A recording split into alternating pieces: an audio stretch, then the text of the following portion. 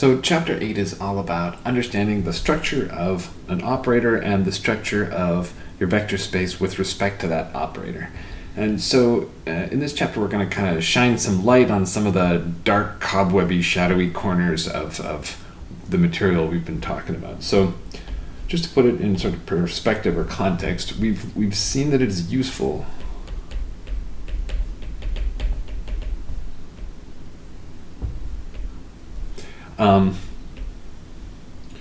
when T is diagonalizable.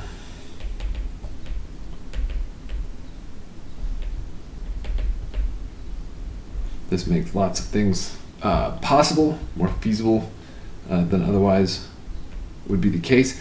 And then this corresponds to the situation when V can be decomposed. It has some decomposition in terms of a direct sum of spaces which are invariant with respect to T. Right? And then more recently, we've seen that it's especially useful when T is diagonalizable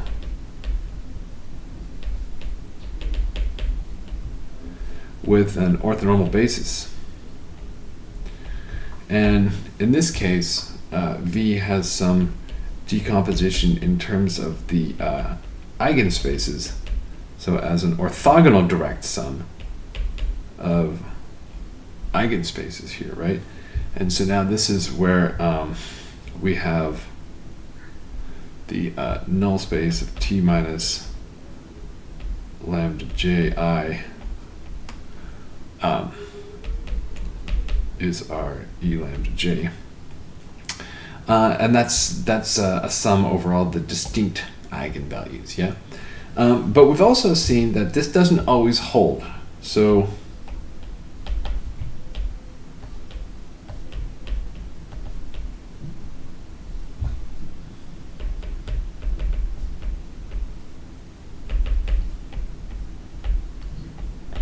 what do we do when we don't have something that's diagonalizable? So, for example, if we have that V is some element of our vector space, but V is not in any eigenspace,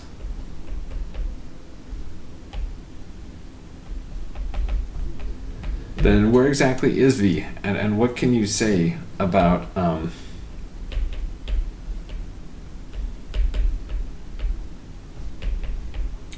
what T does to V, right? Well, that's what we're gonna answer in this chapter. And so in this chapter, everything is going to be a finite dimensional non-zero vector space, and we're going to be particularly interested in looking at complex vector spaces. So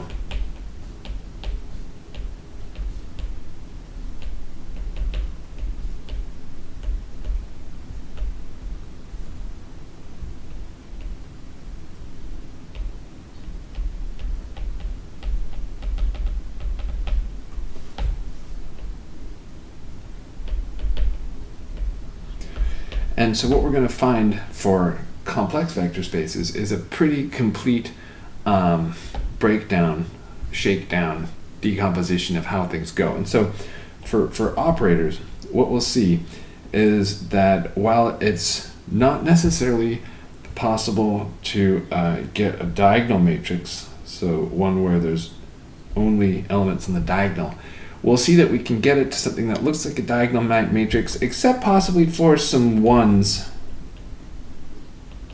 on the diagonal that's just above the main diagonal.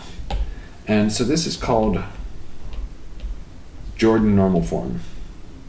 And this is the topic of 8.D. And so we'll go into a little bit more detail about just exactly what this looks like and how you can break these into little blocks that live on the diagonal, and so on and so forth. Preview of coming attractions. And then there's also, correspondingly, we'll see that, and we'll see this part much earlier, that V can be decomposed as a direct sum, orthogonal direct sum, of generalized eigenspaces.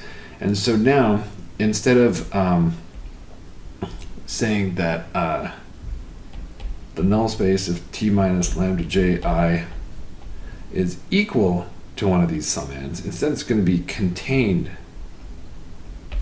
in one of these summands. And what we'll see is that it's actually equal if you raise it to a power. So if we take some power of this operator, that's exactly what these generalized eigenspaces are. So this is for some k non-negative integer, and we'll see it's enough that k is less than or equal to the dimension of V. Remember, all the vector spaces in this chapter are finite dimensional. Okay, and so the name for these things here, these are generalized eigenspaces. And we'll get to the official definition in just a clip or two.